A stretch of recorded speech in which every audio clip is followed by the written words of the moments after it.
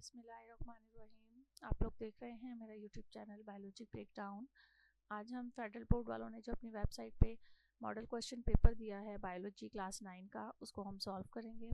देखिए उसका question number 1 क्या दिया हुआ है। क्वेश्चन नंबर 1 सेक्शन बी में दिया गया है, complete the following tables by matching the branch of biology with the aspects of living things. तो इसकी जो ब्रांचेस दी गई हैं जिसमें फार्माकोलॉजी, इम्यूनिटी, इसमें आपको टेबल इस तरह से दिया गया है कि इसके टेबल में आपको ये जो ब्रांच ऑफ मेडिसिन्स हैं किसी में आपको इसके एस्पेक्ट्स, लिविंग थिंग्स के एस्पेक्ट्स बता दिए गए हैं और किसी में जो है वो उसके नेम्स बता दिए गए हैं। यानी कहीं पे आपको डेफिनेशन बताई गई है, आपको नेम लिखना है, और कहीं पर आपको नेम बता दिया गया है, उसकी डेफिनेशन लिखनी है। तो ये इसका क्वेश्चन को मैंने कंप्लीट कर दिया है आपके लिए। फार्माकोलॉजी है, ये फार्माकोलॉजी की डेफिनेशन है। इम्यूनिटी की डेफिनेशन है। Diseases, defence against pathogen, physiology की डेफिनेशन है। Function of living organism and there parts, taxonomy की डेफिनेशन है। क्लासिफिकेशन एंड नेमिंग, इकोलॉजी की डेफिनेशन है। Relation between organisms and environment.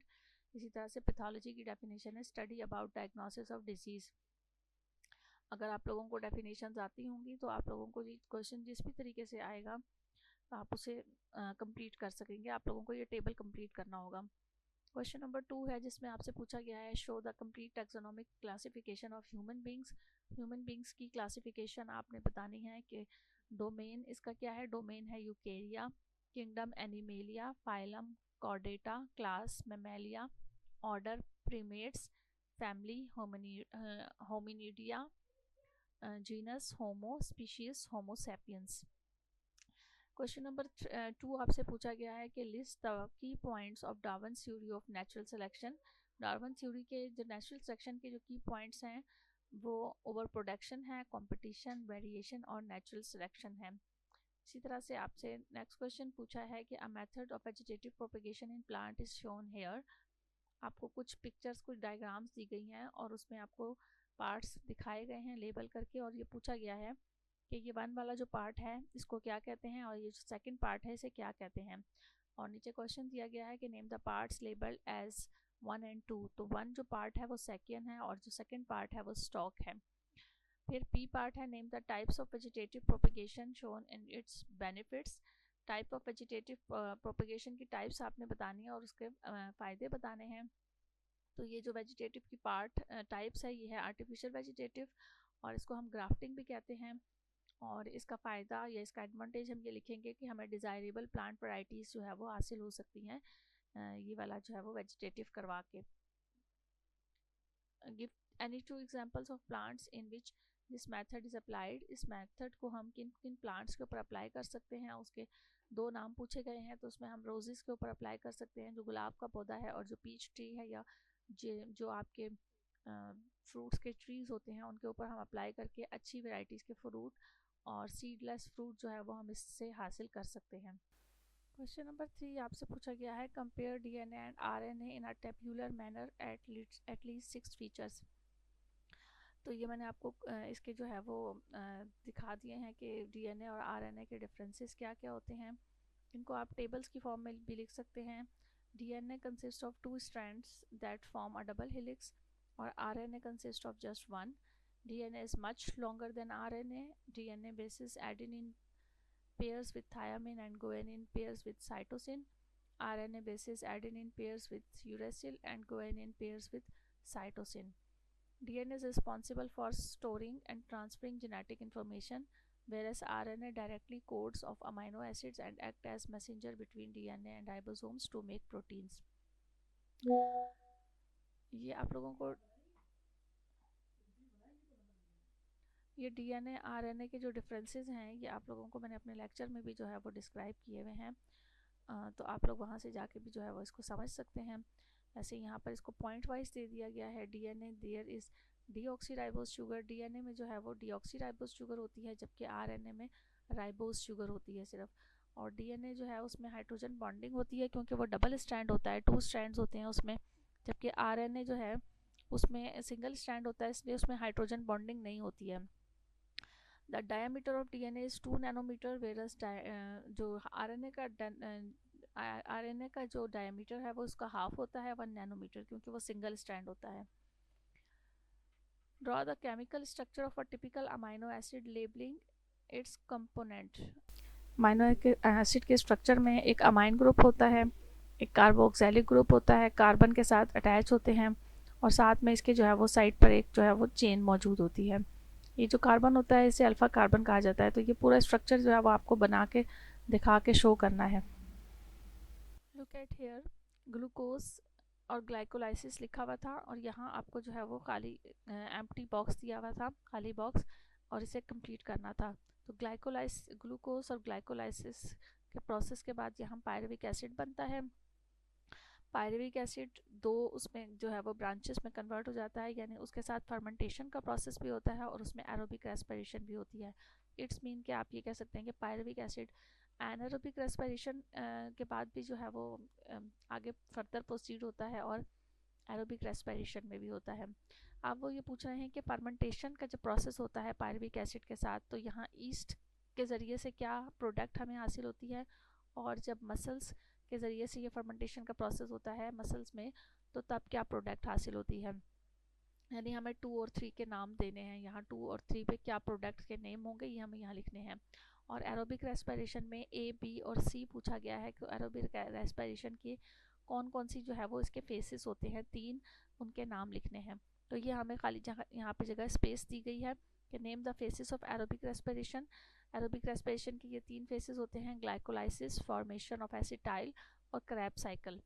और अगर हम इन 2 पार्ट्स और 2 और 3 को लेबल करें, यहाँ लिखें, तो ईस्ट के ज़रिए से जो पायरुविक एसिड है वो कन्वर्ट हो जाता है, ग्लाइकोलाइसिस जो है वो पायरुविक एसिड में कन्वर्ट हो जाती है नंबर 1 में, ये आप यहाँ पे जो हमने लिखा है, और नंबर 2 में इथाइल अल्कोहल और कार्बन डाइऑक्साइड में, और नंबर 3 में लैक्टिक एसिड में लिखेंगे हम। यानी मसल्स के ज़रिए से जो पायरुविक एसिड है वो कन्वर्ट हो जाता है लैक्टिक एसिड में, और ईस्ट के ज़रिए से पायरुविक एसिड कन्वर्ट हो जाता है इथाइल अल्कोहल और कार्बन डाइऑक्साइड में।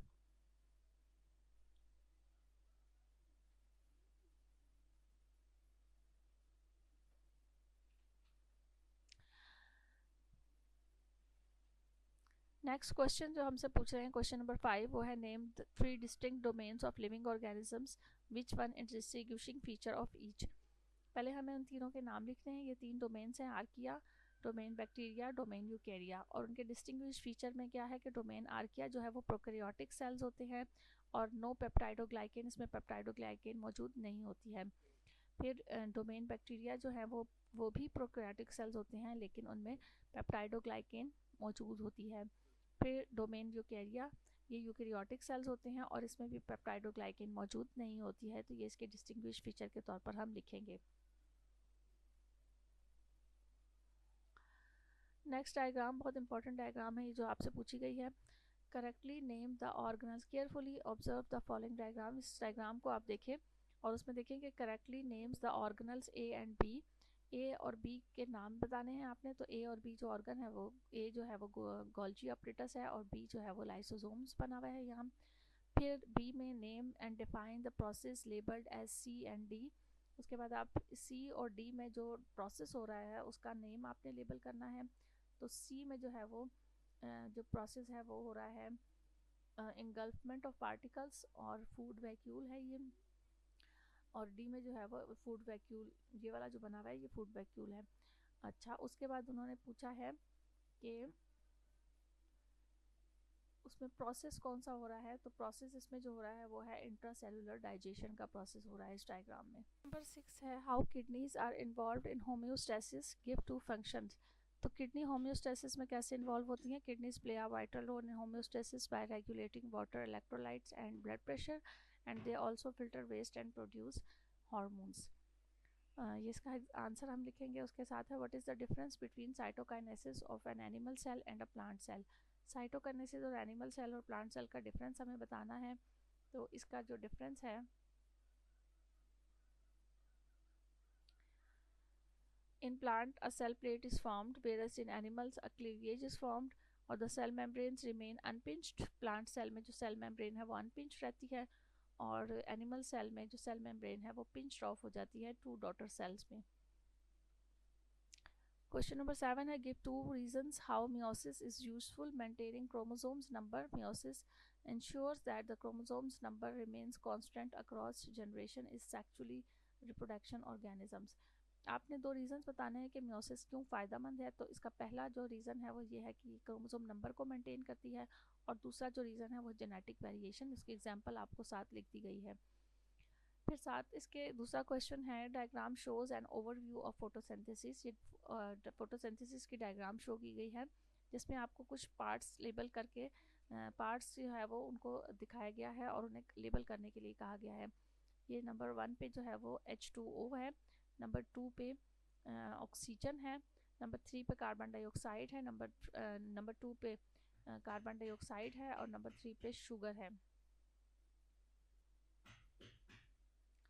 शुगर इज एन क्वेश्चन पूछा गया है, right the names of molecule 1, 2 and 3। 1, 2 और 3 को जो है वो लेबल कर दिया गया है। और उसके बाद आपसे पूछा गया है कि 4 जो है, and mention which one is organic. और ऑर्गेनिक इनमें से कौन सी है, तो शुगर जो है वो ऑर्गेनिक कंपाउंड के तौर पर इस्तेमाल होती है। नेक्स्ट क्वेश्चन है, why multiple organs are needed to develop an organ system. Multiple organs जो है उनको एक ऑर्गन सिस्टम की क्यों ज़रूरत होती है।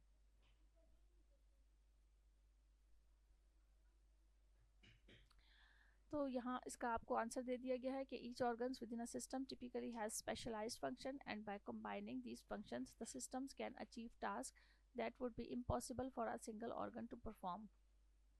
देखिए, एक सिंगल ऑर्गन तो अपना काम कर रहा होता है, लेकिन जब वो ऑर्गन एक दूसरे ऑर्गन के साथ मिलता है और वो तीसरे ऑर्गन के साथ मिलता है, तो वो पूरा एक सिस्टम बना लेता है।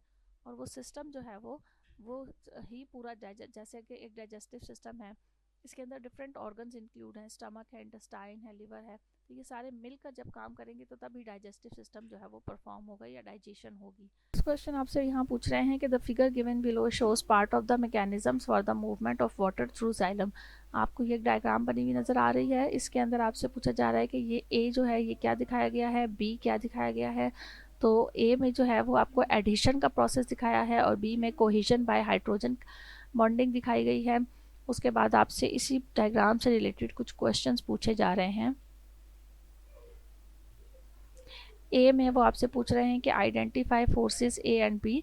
जो मैंने आपको बता दिया कि कौन कौन सी फोर्सेस हैं, एडिशन की फोर्सेस, और बी में कोहेजन की फोर्सेस है। क्वेश्चन है, list the osmosis adaptation found in hydrophytes. Hydrophytes वो प्लांट्स होते हैं जो कि पानी में ग्रो हो रहे होते हैं। तो यहाँ पूछ रहे हैं कि उनमें क्या एडेप्टेशन होती है कि वो पानी में अच्छी तरह ग्रो करते हैं। तो उनकी लीव्स बड़ी होती हैं, उनका सरफेस एरिया बड़ा होता है।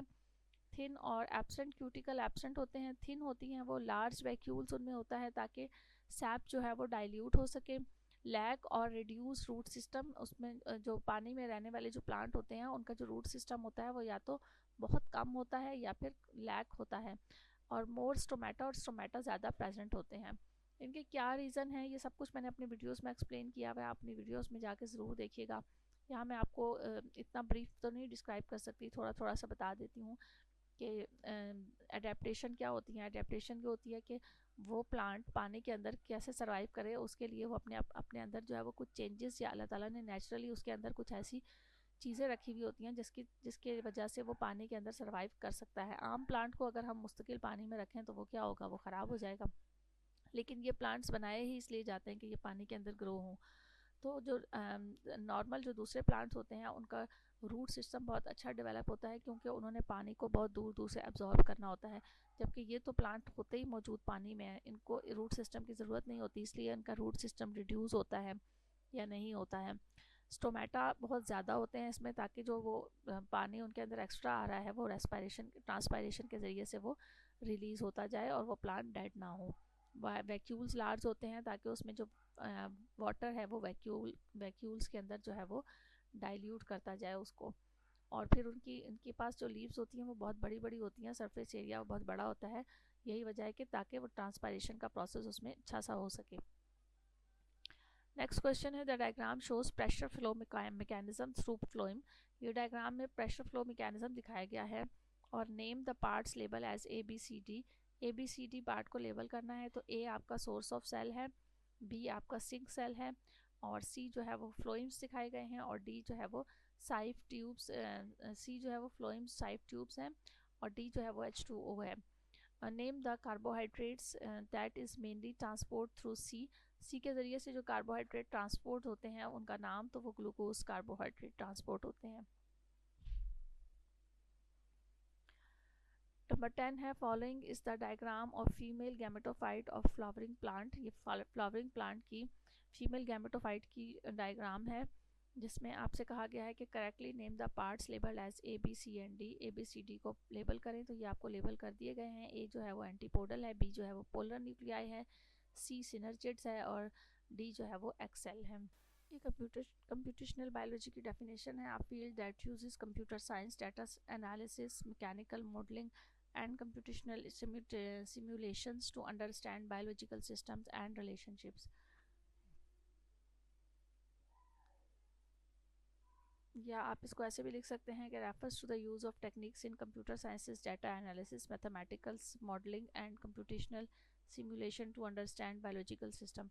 कंप्यूटर का सिस्टम को इस्तेमाल करते हुए बायोलॉजी के जितने भी सिस्टम्स हैं उनको समझना जो है वो कंप्यूटेशनल बायोलॉजी होती है। तो ये आप लोगों का जो है वो मॉडल पेपर था, जो कि आप लोगों के लिए सॉल्व करके आप लोगों को दिया गया है। आप लोग इससे जो है वो अच्छी तरीके से इसमें से क्वेश्चन आंसर्स देख लें, और आप लोगों को इससे ये भी आइडिया हो जाएगा कि पेपर में किस तरह के क्वेश्चन आने हैं। अगर इससे हट के भी कोई क्वेश्चन आते हैं तो आपको उनको लिखने का तरीका समझ में आ गया होगा, उम्मीद है। Thank you so much. साथ रहिएगा इसी यूट्यूब चैनल बायोलॉजी ब्रेकडाउन पे। अल्लाह हाफिज़।